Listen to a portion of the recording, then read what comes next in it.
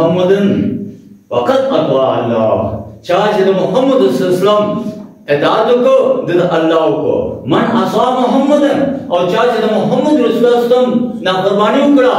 عصا اللہ دد اللہ پر نافرمانی کا اور اے محمد صلی اللہ علیہ وسلم امتیانو محمد صلی اللہ علیہ وسلم فرق بین الناس دا بخلق کے فرق دے دا کافر و دا مسلمان امت کے در دے چیز پیغمبر اتباع کوم اطاعت کوم و بلنے کئی اور امنی و نیمنی دا نو دا چیز منگا ذہن کی دا خبرہ واضح ہے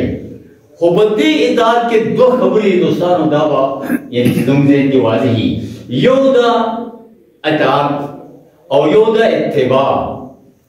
اطاعت آگئی چخکارا حکم دے چیزا سے ہوکا دا سے ہوکا دا سے ہوکا اور اتباع سے گئی چھ تخپل کوششوں کے زمان پیغمبر صلی اللہ علیہ وسلم وضع کرتا سنگو داکا مزاج سنگو داکا خبر سنگوی او آقا ایکشن آقا انداز تخپل کرو پلول وارے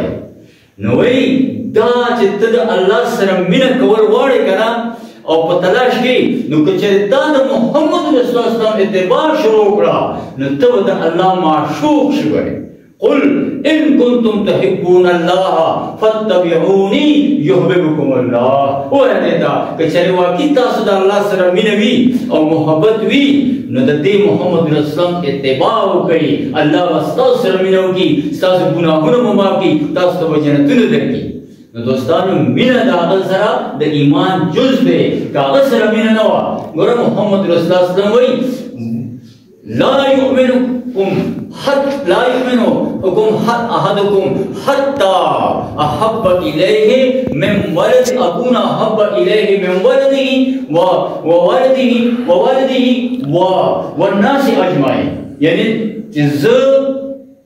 تاسو دا سړي ایمان نشته چې زه ورته د خپل بچي نه د خپل پلار نه او د ټولو خلکو نه زیات محبوب نشم او وایي تاسو کې ایمان دی او کس نشته حتی یکون هواه تبعا لما جئت به چې څو پورې ما کوم شرط راوړی دی او ستا طبیعت د هغې تابع نه شو نو تاسو ایمان نشته دا رسالت خبرې بیا زموږ هسې کیسې دي بیا نو دوستانو دا د الله د رسول سره د مینې حق دا دی چې د هغه اتباع وشي او د هغه اطاعت وشي رحمان بابا وایي که نه چې مې خدای کله مینه په تا باندې پیدا کړه تر کما په هغه ورځ خپل رضا کړه چې کله موږ دا پته چې دا محمد رسول الله زموږ امتي او ما ایمان راوړو بیا خپل رضا خپل خواهش نشته بیا به زموږ ټول خواهشات د هغه شریعت مطابق کېږي البته دا اطاعتي البته دا هغه منلي نو دې حوالې سره چې زموږ په ذهن کې دا خبره وي چې د محمد رسول الله صلی الله علیه وسلم اطاعت دا په موږ باندې لازم دی او فرض دی یوازې موږ نه ګورئ تاسو ټوله دنیا ته سترګې ونیولې او قرآن کړه دا دنیا وکتله تاسو ټوله دنیا د محمد رسول الله صلی الله علیه وسلم د اطاعت په تلاش کې ده ګوره ټوله دنیا نن سبا یو ګلوبل ویلج دی بلکې یو کمره ده په یو کمره کې ته ناست یو ټولې دنیا کې ګرځې هر چا سره خبرې ودا کې اوس چې کله داسې یو دا چې دا ګلوبل زه کله دا وایم چې دا کله د ګلوب اواز راځي دا ولې راځي دا د کوم ځای نه راځي دا د دوی چیرې دا صحیح حساب دی خو هسې ګلوبل ویلج ولې یادوي دا ګلوبل سټي ولې نه یادوي ځکه سټي چې کوم دی نو ډېر پیچلې سټي جوړې شي ویلج خو نه دی نو چې ټول دلته خو لوی ښار ولې نه یادوي ښار کې دا شی نه وي کوم چې په ویلج کې وي دا زموږ دلته لږه کاولي ده که نه نو که دغه ځای کې چالک په سر درشو نو هلته د هغه ملګري ټول خبرې چې هلکه پلانکي ځای کې افتخار حسین صاحب په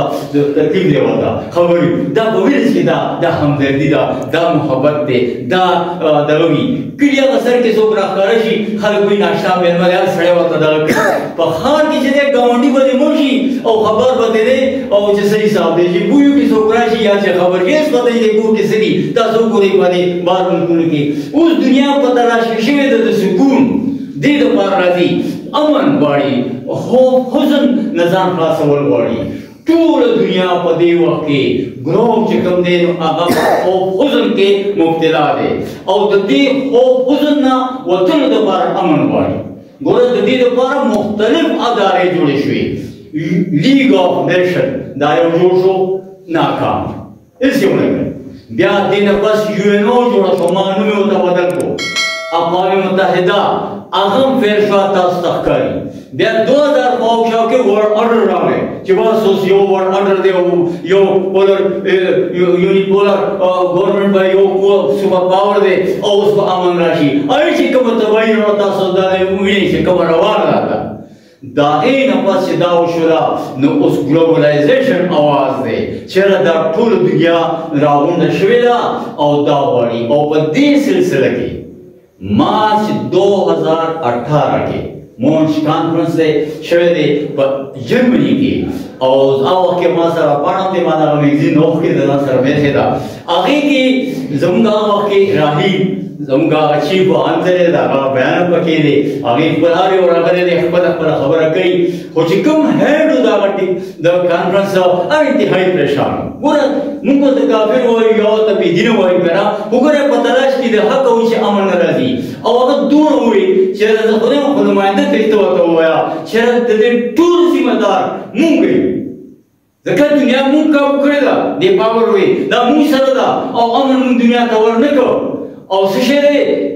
لیک آف لیډرشپ دی هدایت نشته د امریکې سره هم نشته ګوره زما میګزین کې بالکل الفاظ په انګریزي کې لیکلي دي ما دغه د کې رسالت تیار چې راشئ هدایت موږ سره دی څوک اوس ته وښایي چې هدایت موږ سره دی نو هدایت محمد رسول الله صلی الله علیه وسلم هغه کتاب هغه نظام اوس دا څنګه هغې سره خبره کول غواړي زما بچي زما طلبا علما هغه چې په دې خبره پوه شي چې زه وایي سړي ته د محمد رسول الله صلی الله علیه وسلم مقام هم څنګه ورته وښیم هغه سره زما رسول مني نه زما کتاب مني نه درې خبرې دنیا ته پیش کول غواړي د محمد رسول الله صلی الله علیه وسلم حوالې سره ولې چې دنیا په تلاش کې ده د یو هیرو د یو رهنما او لیډر او هدایت ولې کله جوړ شو نو کړي به مشر یو وي که دوه مشران بیا جګړه ده که دوه رواج او بیا جګړه ده لهذا یو سیستم یو مشر او یو اواز یو رسم وي هلته به کار هلته خوشحالي به راځي لهذا دې دپاره موږ ته یو هیرو پکار دی چې دې ټولو خوښ شي ګوره نو په دنیا کې خو څوک عیسایان عیسی علیه السلام دا هیرو دی موسی علیه السلام د هیدان هغه دا هیرو دی بیا چې کوم دی نو موزه ترګې په چاینا کې داسې ګاندي دی په هندوستان کې پاکستان کې ګاندي اعظم دی دا ګوره هر قوم د ورشي د هغې یو هیرو دی اوس دې سره موږ څه ورته مخکې کړو نو د هیرو درې کوالټي دي او دا زما بچو ته پکار دي طلباو ته پکار دي په یونیورسټو کې چې دا خبره وړاندې شي هغې ته اصلي چې راشه داسې یو سړی خوښوو ټیک ده ته زموږ هغې ته پیغمبر خو نه وی خو یو شخصیت خوښوو چې هغه بل شخصیت وي بیلنس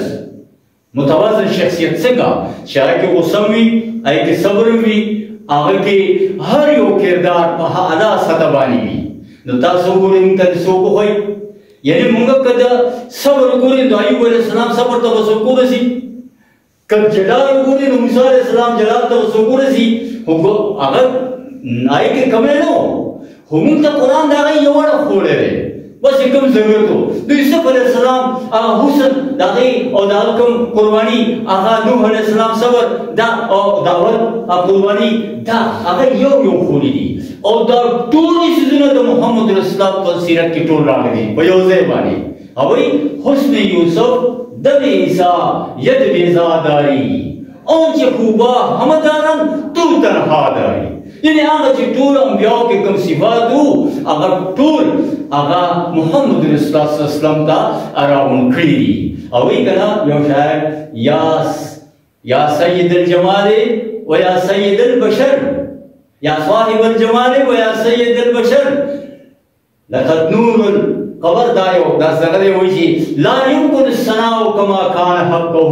بعض خدا بزرگ تویی قصه مختصر وایي زه ستا شان کې که څه ویم نو زه شوی دی خو بس دونه چې د خدای نه پس په مخلوق کې ته یو اعلی ترین شخصیت او ذات یې که زه څه ویم نو کېدای شي کم ویم د دې مثال تاسو درکوم چې دا سړی څنګه وایي